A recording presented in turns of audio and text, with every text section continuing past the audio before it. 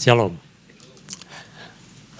Ya, pesan Tuhan di minggu ini adalah apabila Tuhan belum menyatakan selesai, jangan kita yang menyatakannya selesai. Jadi ada dua pihak di sini, yaitu pihak Tuhan dan pihak kita. Seringkali kita menyalahkan keadaan di luar kita. Seringkali kita kurang introspeksi diri, kurang mendengarkan apa yang sedang Tuhan sampaikan. Nah, di Alkitab itu ketika saya renungkan dan juga di kemarin dari Komsel, banyak juga rekan-rekan, teman-teman, saudara seiman mengingatkan juga, ternyata Alkitab juga mencatat ada tokoh-tokoh atau orang-orang yang dicatat di Alkitab yang berhubungan dengan pesan Tuhan di minggu ini. Nah, kita ingat, di Alkitab ada yang disebut dengan Demas. Teman sepelayanan Paulus yang meninggalkan Paulus ketika keadaan berubah. Ketika Paulus menjadi orang yang ditahan, seolah-olah menjadi musuh negara, musuh kaisar. Demas meninggalkan. Bahkan dikatakan Demas lebih menyukai dunia dibandingkan dengan pengiringannya selama ini kepada Tuhan. Ada juga Yudas. Yudas bertahun-tahun ikut Yesus.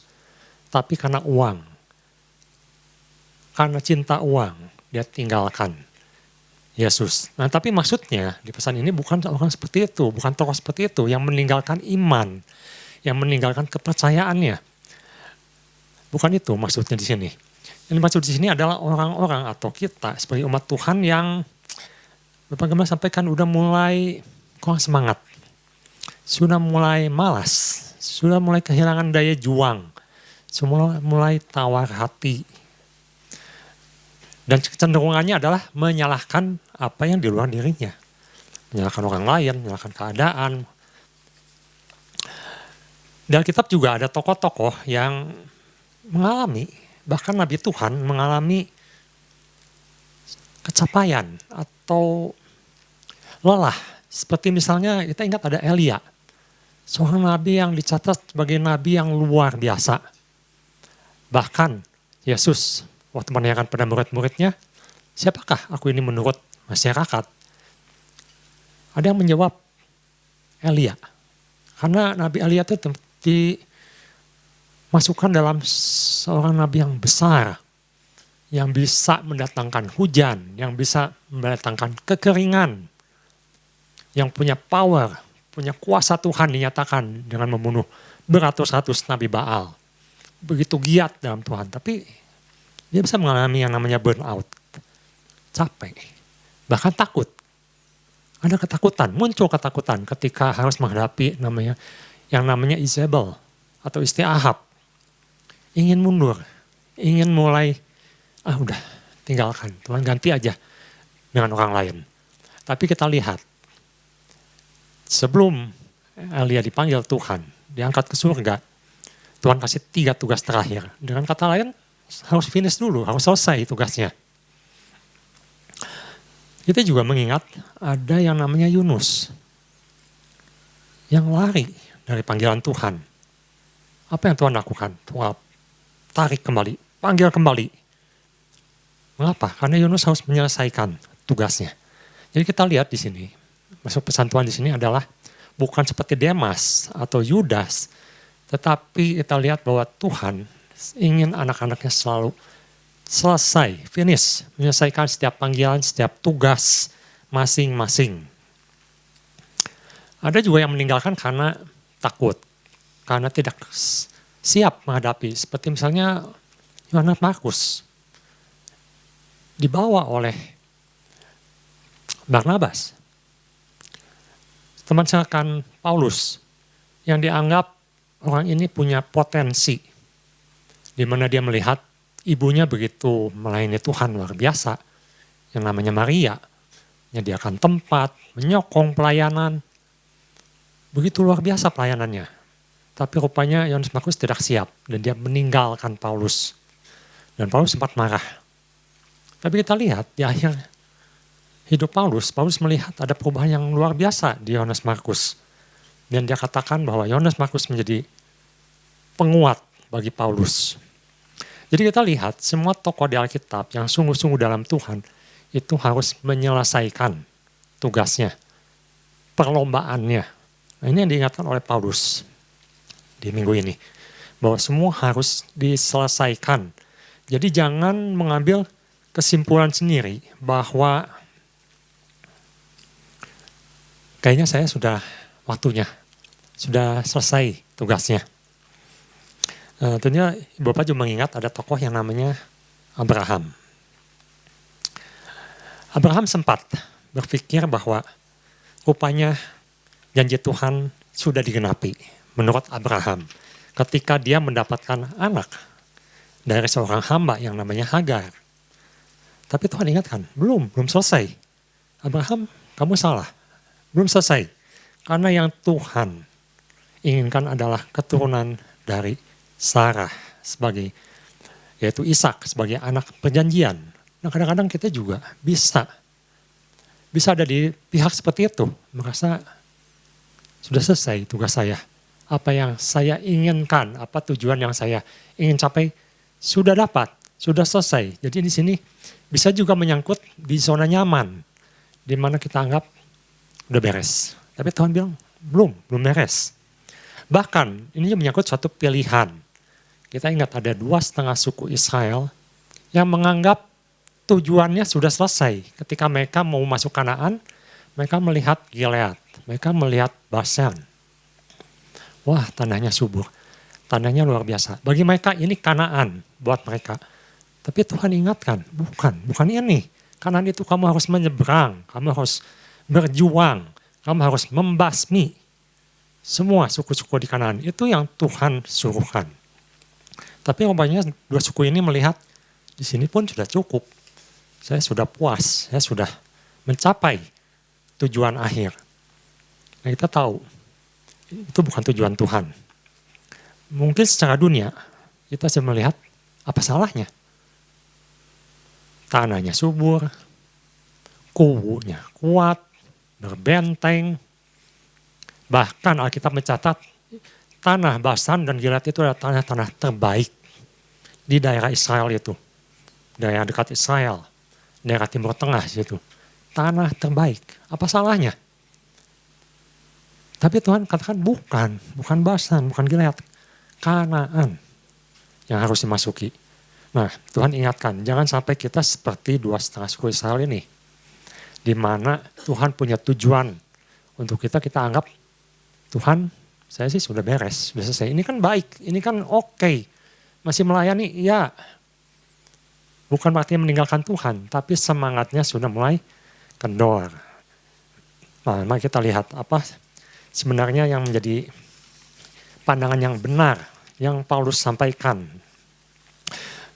Nah, saya beri judul di pagi hari ini, 1 poin saja, yaitu miliki pandangan yang benar. Mari kita lihat dasarnya dari pasal 4 ayat ke-17. Sebab penderitaan ringan yang sekarang ini mengerjakan bagi kami kemuliaan kekal yang melebihi segala-galanya, jauh lebih besar daripada penderitaan kami. Jadi Paulus di sini menyatakan bahwa cara pandang kita itu mempengaruhi tindakan, respon, keputusan yang kita ambil. Jadi Paulus ingatkan bahwa jangan hanya melihat apa yang sedang kita alami sekarang ini, tapi pandang jauh ke depan, jauh yang lebih mulia bahwa Tuhan itu punya sesuatu rancangan yang jauh lebih hebat, lebih indah, lebih baik. Kalau di istilah dunia, ada orang mengatakan sudah saatnya sekarang saya gantung raket. Nah itu kalau di olahraga yang memakai raket seperti misalnya tenis atau badminton, gantung raket itu artinya tidak melakukan aktivitas olahraga lagi. Tidak pegang raket lagi. Tuhan tidak pernah menyuruh anak Tuhan gantung raket. Bisa ganti raket. Raketnya diganti. Bisa ganti senar. bisa ganti cara bermain, cara permainan. Dulu mainnya smash, kayak King Smash gitu ya. Mainnya main hajar, main keras. Tapi sekarang bertambahnya usia, mainnya sudah mulai banyak main jarak jauh, main lob, main net. Itu masih oke, tapi tidak ada istilah gantung raket. Saya sih udah tua, saya sudah tidak mengikuti. Dia kan yang lebih muda, yang lebih berpotensial, yang maju. Nah, Tuhan tidak pernah menyuruh anak-anak Tuhan seperti itu. Kamu sudah tua, selesai. Udah istirahat. Tidak pernah, mari kita lihat ya. Di Yesaya 46 ayat 4 itu ada suatu janji Tuhan yang luar biasa. Khususnya untuk orang-orang yang sudah memasuki masa-masa orang bilang pensiun. Masa tua. Inginnya kan istirahat, inginnya santai, inginnya lebih banyak waktu untuk melakukan hobi misalnya atau kesenangan pribadi. Tapi Tuhan katakan di sini, sampai masa tua pun aku tetap dia, dan sampai masa putih rambutmu aku menggendong kamu. Aku telah melakukannya dan mau menanggung kamu terus. Aku mau memikul kamu dan menyelamatkan kamu. Artinya sampai masa tua Tuhan ingin kita tetap kuat, tetap berkarya. Saya mengingat satu tokoh di daerah Gilead, namanya Barsilai. Dia bukan nabi, dia bukan orang hebat. Kalau kita bandingkan seperti misalnya, kamu itu harus seperti Musa, harus seperti Yosua, harus seperti Kaleb. Di usia 80 pun masih kuat, masih bisa mendaki gunung, masih bisa berperang. Barsilai tidak seperti itu, dia seorang yang sudah tua. Tapi kita lihat, Barsilai di masa tuanya, dia tetap berkarya. Dia mempersiapkan bahkan generasi selanjutnya. Nah, kalau ibu bapak baca di Tawarikh atau Raja-Raja, Barsilai ini berperan penting dalam mendukung Daud ketika dalam pelariannya dia menyeberang ke daerah Gilead, menyeberang Sungai Yordan karena dikejar-kejar oleh Absalom. Nah, di situ ada satu tokoh yang sebutnya usianya sudah tua, tapi dia supply Daud makanan, tenda, semua untuk memelihara keluarga Daud, pasukan Daud yang begitu besar waktu itu yang lari dari Absalom. Dia supply semuanya. Dan ketika masalah sudah selesai, Absalom sudah mati waktu itu, Daud kembali ke Yerusalem. Daud katakan, kamu ikut aku. Kamu akan makan satu meja dengan raja. Tapi Barsilai menolak, dia katakan aku sudah tua.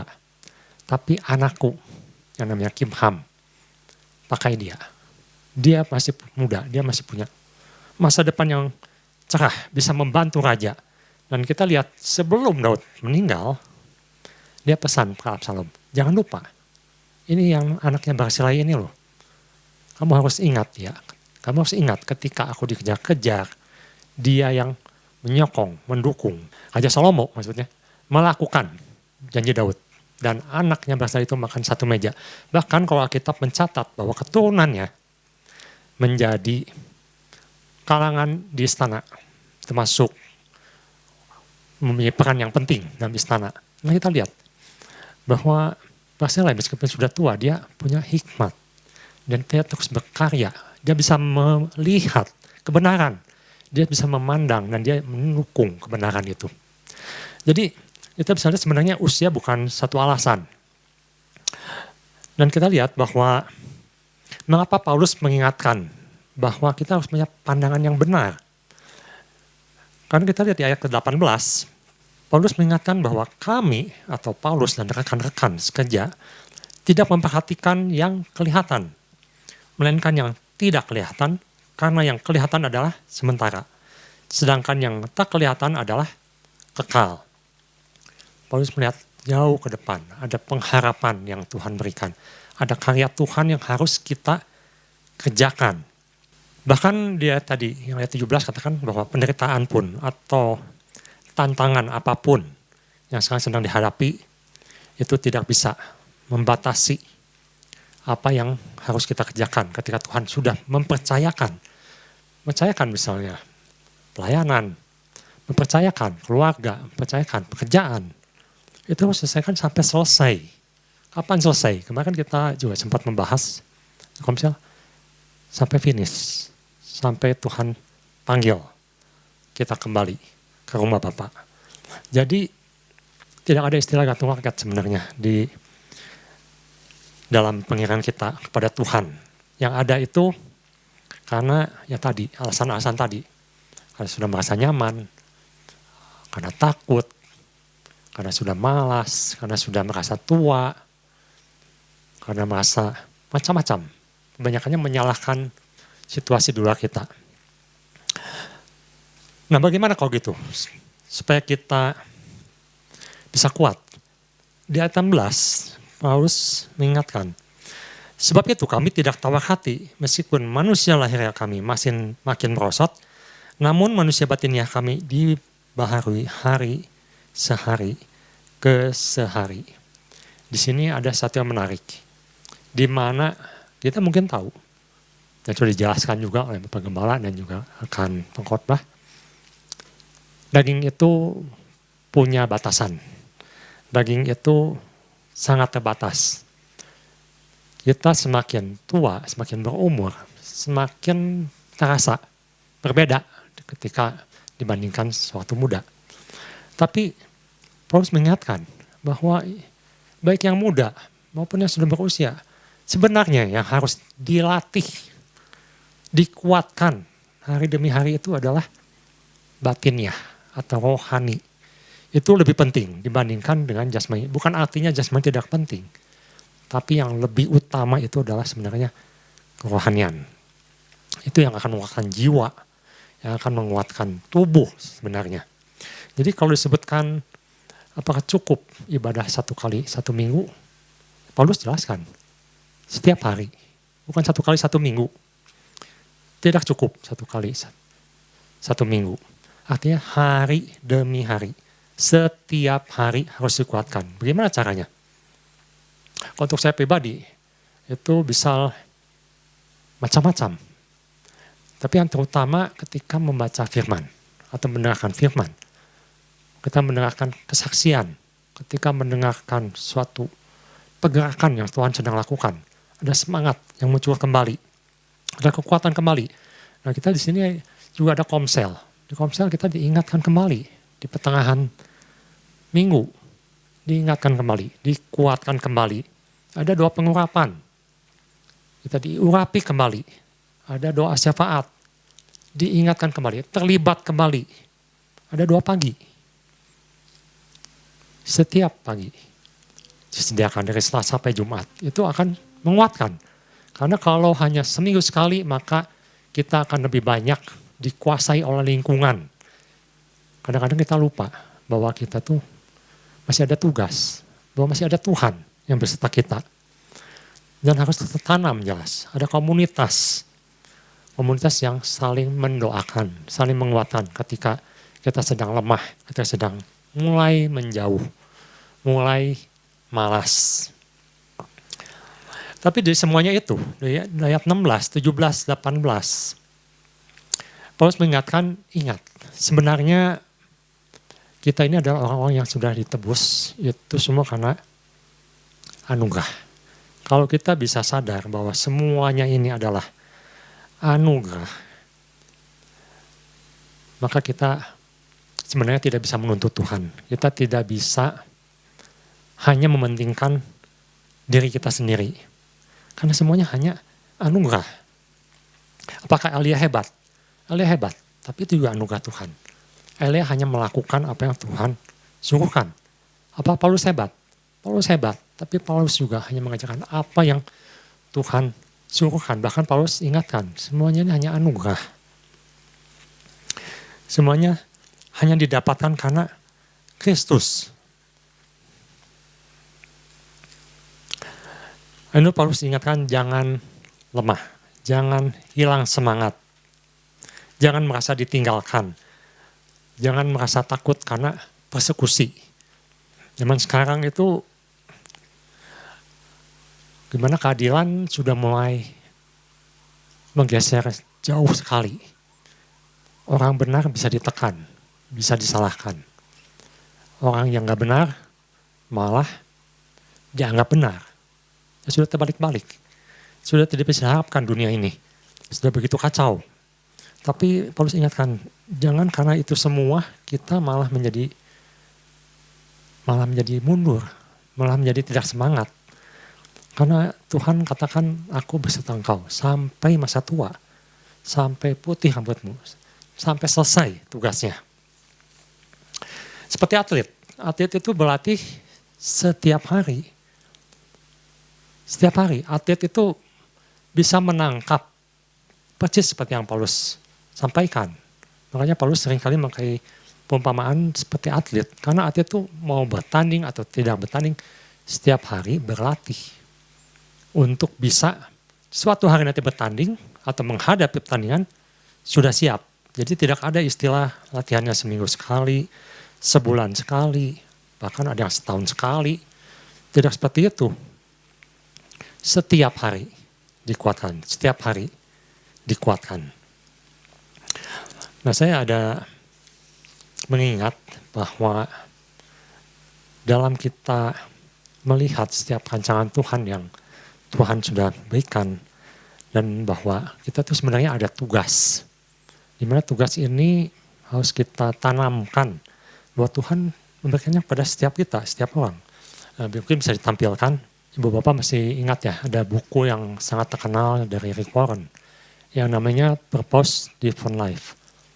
Bahwa manusia itu, terutama anak Tuhan terutama ya, bahwa hidup itu disokong atau dilakukan karena ada satu tujuan dalam hidup. Bukan kebetulan, bukan sesuatu yang hanya terjadi begitu saja, tapi Tuhan itu mendesain manusia itu karena ada satu tujuan, ada satu tugas. Untuk apa? Nah, saya ingatkan kembali atau mengulang kembali apa yang mungkin sudah bertahun-tahun lalu, sudah pernah ingat, sekarang lupa lagi. Dikatakan bahwa kita ini ada karena untuk menyenangkan Tuhan, untuk menyembah Tuhan, untuk menjadi sahabat Tuhan, untuk menjadi teman Tuhan, teman sekerja Tuhan.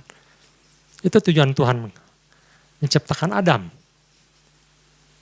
Yang kedua, untuk menjadi anggota kerajaan Allah.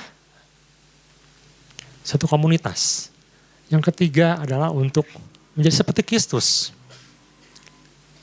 Tuhan ingin kita menjadi seperti Kristus. Tuhan tebus kita supaya kita bisa meneladani Yesus Kristus. Yang keempat adalah untuk melakukan pelayanan yang sudah Tuhan panggil. Nanti kita akan lihat bahwa setiap orang itu unik. Yang kelima adalah menggenapi misi, yaitu misi kerajaan Allah. Nah, coba kita lihat slide selanjutnya. Nah, ini kalau bisa diperbesar akan lebih jelas bahwa setiap orang itu unik. Karena Tuhan itu memberikan yang namanya spiritual gift. Ini di Korintus 1 Korintus 12 kalau nggak salah. Paulus menyatakan bahwa setiap orang itu punya karunia. Setiap orang punya karunia. Apakah entah dia jadi pengajar, memimpin, atau apapun. Punya ciri khas. Oleh karena itu kita harus mengingat bahwa diri kita ini unik.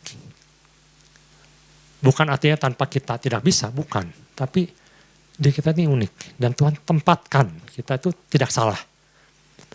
Ada sesuatu yang harus kita berikan atau sumbangsih untuk Tuhan, untuk gereja Tuhan.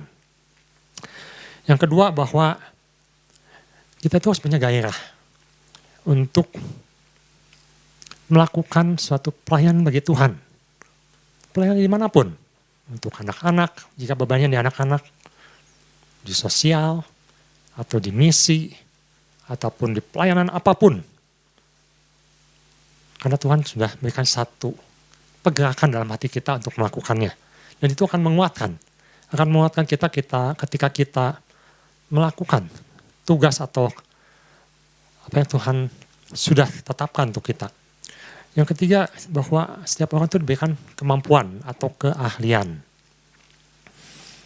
Ada yang pandai berkomunikasi, berbicara, ada yang kuat dalam mendoakan, ada yang canggih dalam teknologi, ada yang pandai dalam mengorganisasi. Bahkan kemarin ada yang rekan atau saudara seiman kita yang mengatakan, saya ini hanya berdoa Doa apa? Mendoakan supaya bertemu dengan orang yang sedang mengalami kesulitan, terutama misalnya sedang sakit penyakit, di mana dia sedang terpuruk. Dia bahkan berdoa supaya Tuhan pertemukan dengan dia. Untuk apa? Untuk menguatkan dia. Dan ini unik Bu, untuk saya. Ini unik. Ada orang berdoa supaya dipertemukan dengan orang yang sedang down, sedang tidak semangat karena sakit. Ini luar biasa, di mana Tuhan tempatkan dia di satu posisi yang unik. Dan itu yang dia miliki kemampuannya, ability-nya. Ada juga bahwa dikatakan bahwa setiap orang itu beda. Ada yang extrovert, ada yang introvert.